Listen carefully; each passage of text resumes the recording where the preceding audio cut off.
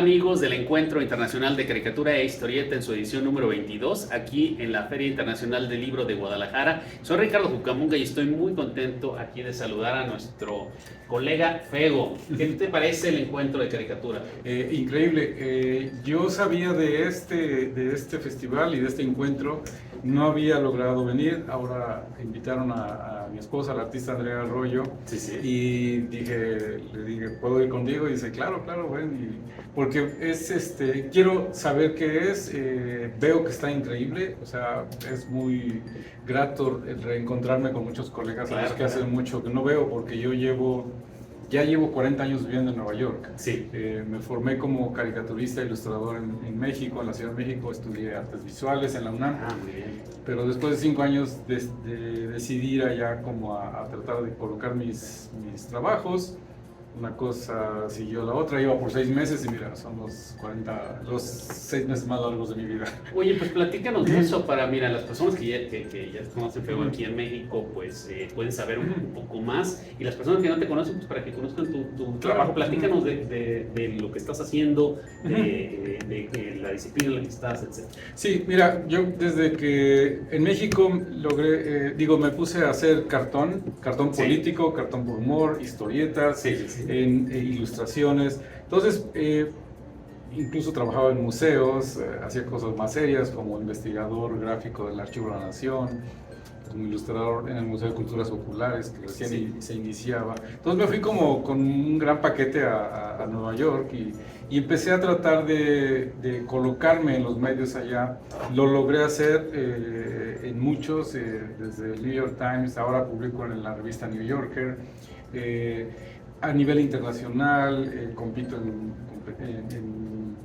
encuentros internacionales de cartón. He ganado en varios de ellos, en Portugal, en Japón, en Turquía, en las Naciones Unidas.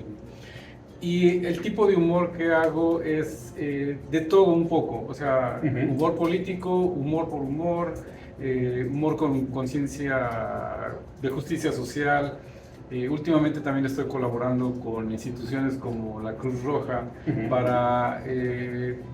y otras instituciones a nivel internacional para de una manera de enfrentar temas muy difíciles, tratando de usar el humor como algo que rompa el hielo, digamos, y que la gente reflexione y vea cómo se pueden cambiar las cosas, ¿no? Entonces muchos de los temas que tratamos son como racismo, burocracia, y obviamente el medio ambiente, el calentamiento global, todas estas cosas que nos afectan, que a veces no nos damos cuenta, pero aquí están. Qué bueno que traes el tema del Fego, porque mira, ¿cómo ves la situación, un experto como tú, la situación de la caricatura contemporánea en un mundo como en el que estamos, ¿no?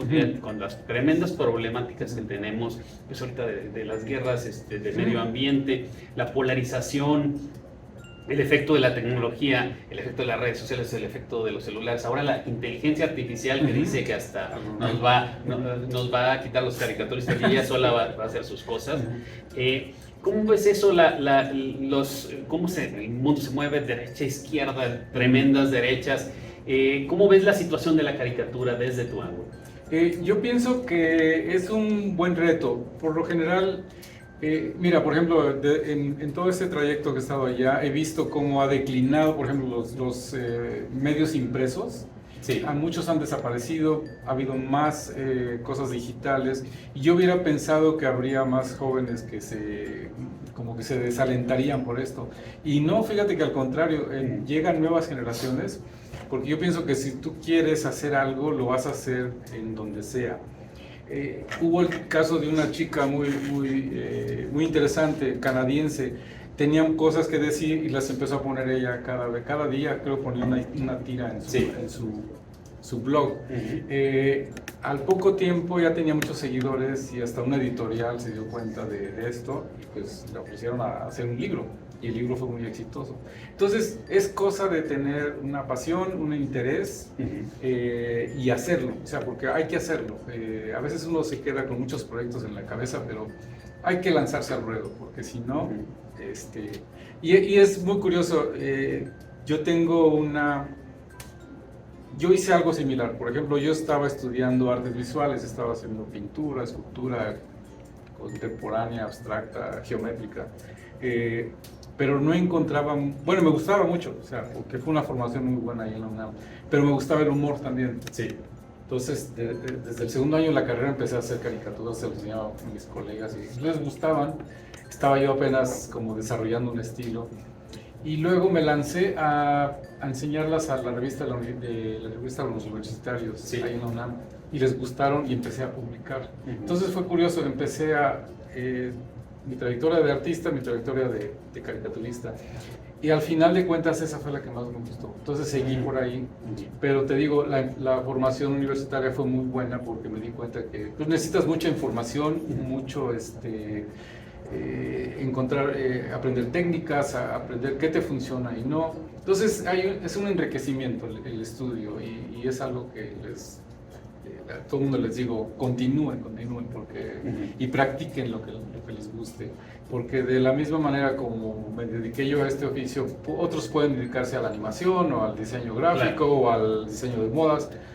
Cuando yo doy clases les digo, todo lo que está alrededor de nosotros es creado por artistas, aunque no parezca. Sí. O sea, desde la ropa que usamos, los lentes, el diseño, o sea, todo está creado por gente creativa. Claro. Entonces, siempre vas a encontrar por dónde puedes ir. O sea, ¿Y quiénes te inspiraban cuando empezaste a hacer tus cartones?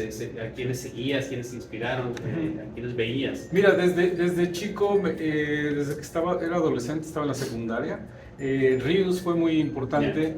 Vi que él hacía mucho humor, pero humor también con un mensaje, porque él hacía sus historietas, hacía temas en Los Agachados, tomaba un tema de la nutrición, la Coca-Cola, la contaminación, la educación, o sea, de todo. Entonces me di cuenta que a veces no nada más es cosa de criticar o hacer una cosa, sino también tienes que aportar, pienso yo, hay una responsabilidad de uno. Hay muchos que, bueno, cada quien toma su rumbo, ¿no? Pero me di cuenta que él era así como, tenía varias cosas.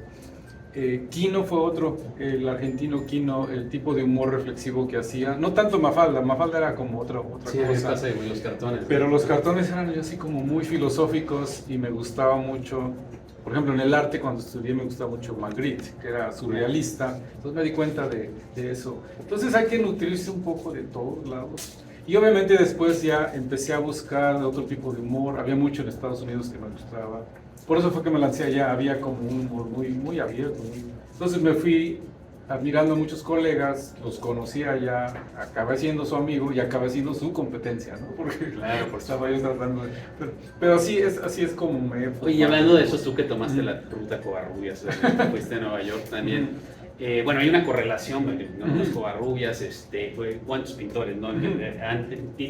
Tienen y han tenido trabajo como caricaturistas. ¿Hubo influencia ahí también? Sí, también me di cuenta que había muchos caricaturistas. Y hablando esto que estamos aquí en Guadalajara, por ejemplo, ayer fui al Hospicio Cabañas y estoy admirado, ¿no? Por toda la obra de Orozco, que también hizo en su momento caricatura política. Sí. Muy importante. Entonces, siempre me gusta leer mucho sobre los artistas, sobre todo mexicanos. Hablo mucho a los estudiantes cómo tienes que tomar, por ejemplo, tu herencia cultural también y verterla en tu obra. Entonces, para mí es muy importante todo eso. Te digo, me influencié del arte. Cuando yo encontré mi estilo también de dibujo, me influencié mucho en artistas plásticos, más porque yo al principio imitaba a Rius y a Quino. Y dije, no, tengo que encontrar mi estilo. Si yo estudié arte, y eso fue lo que hice. Incluso una de las primeras historietas, un personaje que hice cuando iniciaba 1+1, se llamaba Severiano y era un artista que andaba siempre buscando trabajo como artista. Entonces fue una cosa muy curiosa, fue una cosa como autobiográfica mía, ¿no? Porque yo había estudiado pintura y andaba tratando de buscar cómo trabajar como artista, pero entonces así era un poco un reflejo de lo que yo vivía. Entonces fue curioso y de ahí empecé a hacer otras cosas. O sea, va uno hay como una especie de reacción en cadena. Sí. Y una especie de Big Bang, ¿no? O sea, empiezas con algo chiquito y empiezas a verlo grande. Entonces siempre si hay una inquietud y quieres hacer esto y aquello. Y obviamente hay una cosa muy importante también, hay que tener como piel dura porque va a haber mucho rechazo en el camino. Claro, por supuesto. Porque haces mucha obra Por decirte algún ejemplo, la revista New Yorker, ¿no? Reciben 2.000 ideas, 2.000 cartones cada semana de muchísimos caricaturistas y solamente compran 15. Entonces te quedas con muchísimo material que obviamente mandas a otras revistas y todo, pero que no tienes que tomarlo como una cuestión personal, sino como que es parte del oficio, ¿no? Y hablando de esas interpretaciones personales respecto por ejemplo, hablábamos con Antunes el año pasado de lo que le pasó con el periódico. ¿Antonio Antunes? Sí. ¿Portugués? ¿Cómo llevas tú que has visto estos cambios generacionales y también estos cambios de nuevas censuras, de nuevos procesos por las tribus que se han hecho, o sea, las guerras culturales, pues hay una avidez para lo que hagan los artistas y sobre todo los humoristas para censurarlos o para denostarlos o para atacarlos. Tú que has vivido, digamos, el previo y el actual del clima cultural, ¿cuál es tu percepción de ello? ¿Has tenido algún problema con instalar un sensor interno o eso para ti no tiene que ver? Bueno, yo al principio estaba muy pro libertad de expresión en todas sus variantes, ¿no? Por ejemplo, yo conocí a uno de los caricaturistas de Charlie Hebdo, a Wolinski, él me dio un premio en Portugal. Sí, entonces muere él, bueno, no muere, lo matan, ¿no? Un montón de caricaturistas. Y entonces me invitaron mucho a hablar sobre él y sobre la libertad de expresión. Después me di cuenta que obviamente a veces uno en esas aras de la libertad de expresión vas a tocar a comunidades muy sensibles o que tienen sus propias luchas internas, digamos. Y por ejemplo, en este caso, estos religiosos fanáticos se fueron por la muerte, ¿no? O sea, yo digo, bueno, total, no te gusta el periódico, no lo compres, pero no vas y matas al caricaturista, ¿no? O sea, pero después nos dimos cuenta, porque siguieron cosas terroristas, dijimos, esto fue un pretexto nada más, que usaron esto de los caricaturistas, los usaron, digo ellos, como chivos expiatorios, porque después al final hubo más masacres, ¿no? Pero me di cuenta que en el gremio hubo unas gentes a favor, otras en contra, y al final de cuentas acaba siendo uno... yo al menos me pongo a pensar más, o sea, si voy a ser cínico, o si voy a criticar por criticar, o si voy a tratar de darle otro mensaje, no voy a tratar de decir otra cosa. Por ejemplo, mencionabas lo de Antunes. Yo vi la caricatura y dije ahí, yo vi un problema. Por ejemplo, él tenía una crítica sobre Israel, pero el problema fue que él pone la estrella de David, y la estrella de David no representa a Israel, representa a la raza judía, al grupo, a la comunidad judía. Entonces, yo decía, él tenía que haber puesto la bandera del país de Israel. Entonces, por eso fue el problema, que el New York Times dijo, o sea, ya no vamos a usar caricaturas. Además es curioso porque ellos nunca usaban caricaturas, compraban caricaturas hechas para sus servicios y ponían una...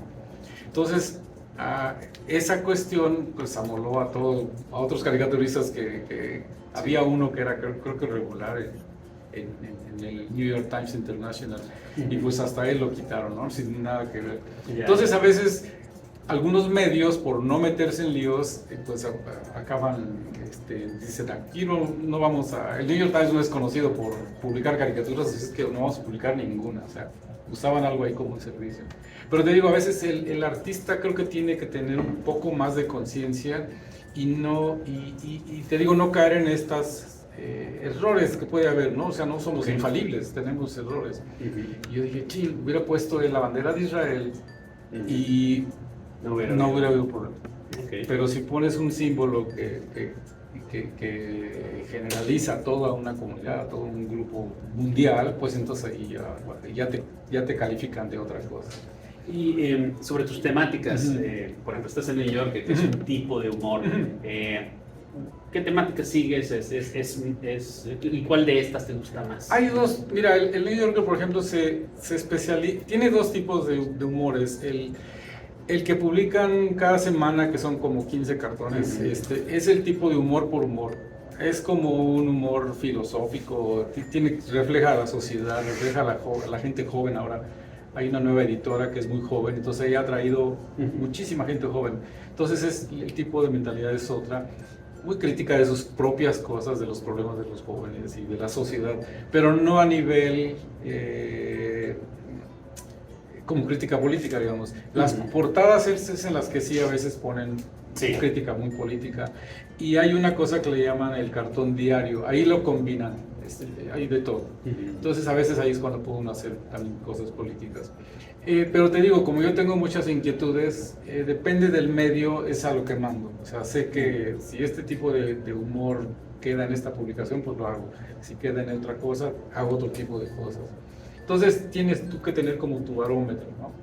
De qué tipo de humor tienes que hacer para qué publicación. ¿Hay algo que te guste más? Por ejemplo, Wolinski, los cartones sexuales de Wolinski, maravilla. Soy súper fan de ¿Hay algo que te guste, por ejemplo, en particular de lo que haces más que alguna temática, algún estilo gráfico? No, fíjate que todo me gusta, porque ese es el reto a veces, por ejemplo, ahorita fui a Honduras hace como un mes a una conferencia de la Cruz Roja y fue un tabicote el tema, porque el tema era la anticipación a las emergencias y yo nada más escuchaba las conferencias, yo tenía que hacer caricaturas sobre el tema, y entonces pregunté mucho a la agencia que me dieran que quisieran ellos las temáticas, y pues me daban unas opiniones que eran muy curiosas, entonces hice cartones al respecto. Entonces ahí hay como una respuesta del público para tú hacer algo de humor. Entonces hay retos que me gusta tomar y esto es uno de ellos, un ejemplo de ellos. Y te digo, en toda mi trayectoria artística de hacer cartón, ilustración y humor, ya llevo 45 años, entonces he hecho una gama enorme. He hecho hasta arte público con mis caricaturas. Hice algo para el sistema de transporte colectivo en el subway en Nueva York, hice unos vitrales también. Y fue cosa curiosa porque yo había estudiado arte público con Sebastián en mi escuela. O sea, yo fui discípulo de él, estuvimos en un grupo. Como artista joven representamos a México en el país y todo. Pero como te decía, no había humor ahí tanto para mí, entonces me seguí por otra beta que me gustó más. Y ahorita tomo esta oportunidad para comentarte, me acaban de notificar que voy a recibir el premio Gabriel Vargas por mi trayectoria política.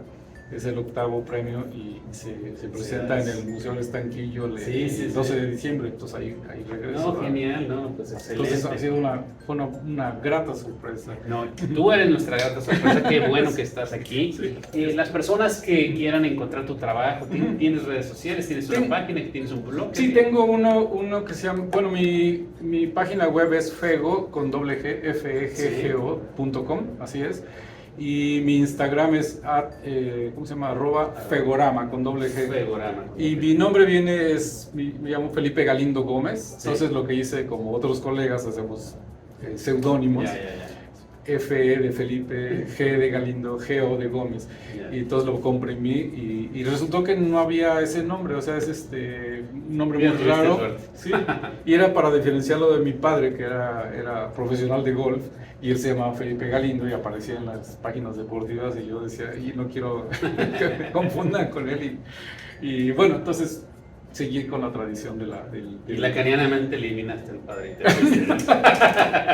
No, mucho gusto, qué gusto que estés aquí con nosotros. Gracias. Sigue disfrutando el encuentro. Amigos, pues una gran entrevista con Fego aquí en el Encuentro Internacional de Caricatura e Historieta en su edición número 22 dentro de la Feria Internacional del Libro. Síganos. Gracias.